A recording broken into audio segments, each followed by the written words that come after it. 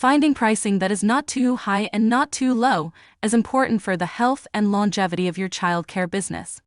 Learn the 5 key steps to determine the just right rate for your childcare business. The information contained here has been prepared by Civitas Strategies and is not intended to constitute legal, tax, or financial advice. The Civitas Strategies team has used reasonable efforts in collecting, preparing, and providing this information, but does not guarantee its accuracy, completeness, adequacy, or currency. The publication and distribution of this information are not intended to create, and receipt does not constitute, an attorney-client, or any other advisory relationship. Reproduction of this information is expressly prohibited. Only non-commercial uses of this work are permitted. In today's conversation, we will discuss why should I worry about pricing, how to find the just right rate in 5 key steps, and where can I find help. Setting rates is one of the most difficult, but also most important things you can do as a childcare business owner. If pricing is too high, you're likely to lose families, resulting in less revenue, and in the long run, you might go out of business. On the flip side, if you price it too low, you risk being unable to cover your costs, and again, eventually go out of business. Finding the just right rate, one that's not too high, but not too low, is so important for you to do for the health and longevity of your business.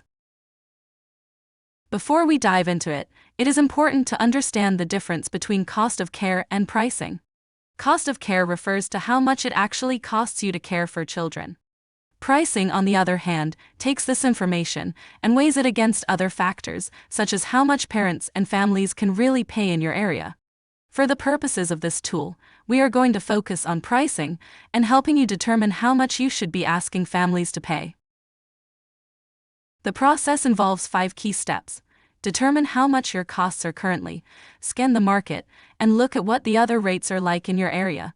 Assess how much care is costing you versus the going market rate in your area. Set your rates, refine your rate on a continual basis, and check it at least once a year to make sure that you're keeping up with the market.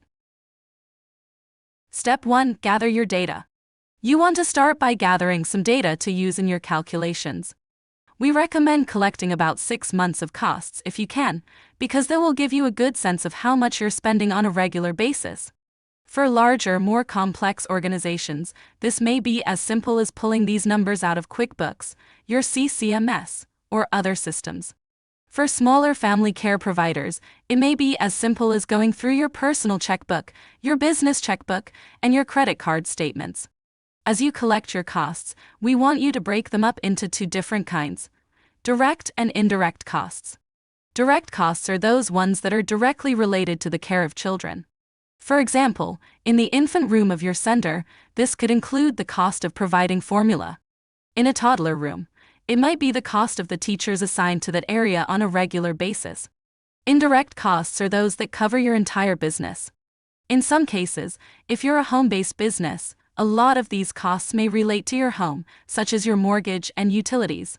If you're a center, these can take on a variety of things, not only rent, mortgage, and utilities, but also shared items and expenses, like maintenance on the playground that is used by many different classrooms within your facility.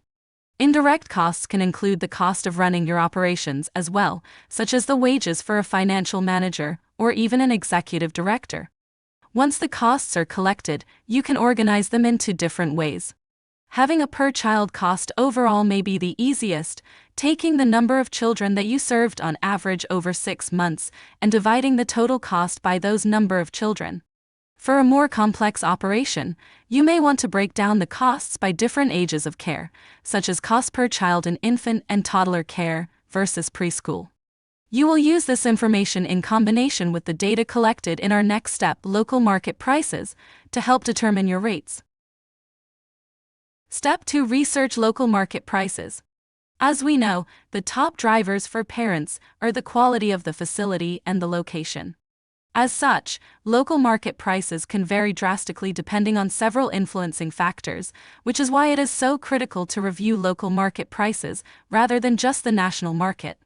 For example, if there are a lot of choices within a given area, the prices there might be a bit lower, even though prices may be higher within your state or nation. Overall, Conversely, a lack of options can drive the cost of childcare higher, as parents have limited choices. This is basic supply and demand at play.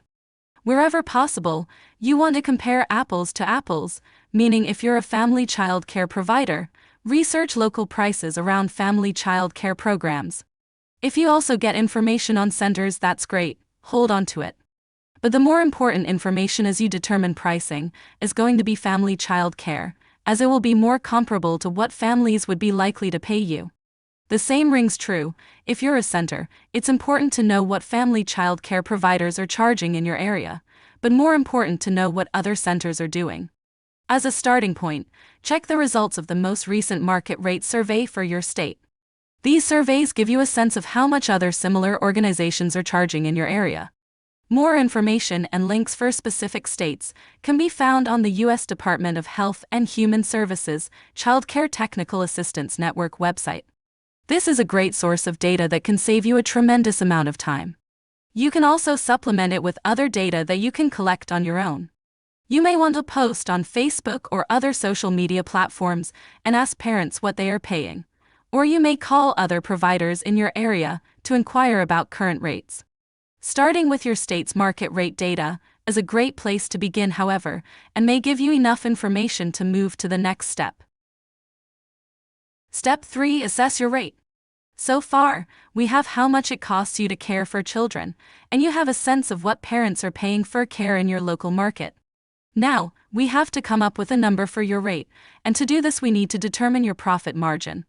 Sometimes, especially in child care, business owners get uncomfortable talking about profit, as it sounds devious or wrong that you're trying to profit off of families. Profit is critical, as it is not only what helps compensate you for your long hours and hard work, but profit is also what contributes to the long-term viability of your business. Generating a profit is what allows you to set aside funds to repair that fence in the backyard in 5 years, or invest in training for your teachers, so you can keep up with the latest needs of children and families. Profit is important to the long term for your business, your employees, and the children that you serve. While you will need to play with the numbers to compensate for local market rates, as a starting point, you can create profit margin by simply setting a percentage, for example, a 15 to 20% profit margin. If you have a 15% or 20% margin, how much does that translate to in your total rate? Essentially, what you want to do is take the current costs you have, add what is called the profit margin, and then the total is your rate. So costs plus profit margin equals rate.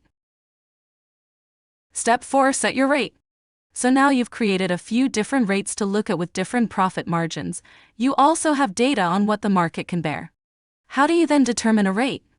The first thing you want to do is look at those rates you have calculated. How does your potential rate compare to the market? Is there one that is closest to what the market is currently bearing? You also want to consider what you're currently charging in comparison to your new rate. What are parents able to pay for children in your care? You can also compare your potential rates directly to the market rate at the 75th percentile, which is a higher than average rate, and then show the dollar difference. If you find that the market rate is far below what you are currently charging, consider adjusting your rates to increase the number of children in your care, if possible. Conversely, if the market rate looks like it's far higher than what you're charging, maybe it would be a good time for an increase in your rate. Again, this increase isn't about trying to take from families, but rather ensuring that your business will remain viable into the future, so that you can continue to provide your services to families in your area. Step 5. Reevaluate your rate annually. Pricing is an exercise you should do at least once a year. With current market fluctuations, due to the COVID-19 pandemic, you may wish to reevaluate more regularly in the near term. Feedback from parents and guardians about your rate may also be another factor that can trigger a rate reevaluation. If you find a rate change is warranted, you may want to first think about testing new prices. In some cases, if you have to do a price increase, it is tempting to do it all at once, and just do it as soon as you realize the price increase is needed. However, you may want to do it incrementally, so in other words, rather than increase your price by 15% all at once, perhaps you slowly increase by 5% every 3 months over a 9-month period. This approach allows parents to adjust to the new pricing and also lets you put the brakes on the pricing changes if you start to get negative feedback. Be sure to update your rates in your parent handbook and anywhere your rate may be published, such as your website.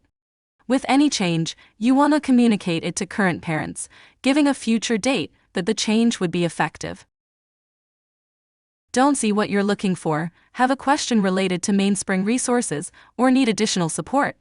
Sign into your membership portal and click on Help Desk. If you're not a member of Mainspring Early Care Alliance, click here to learn more mainspringalliance.org.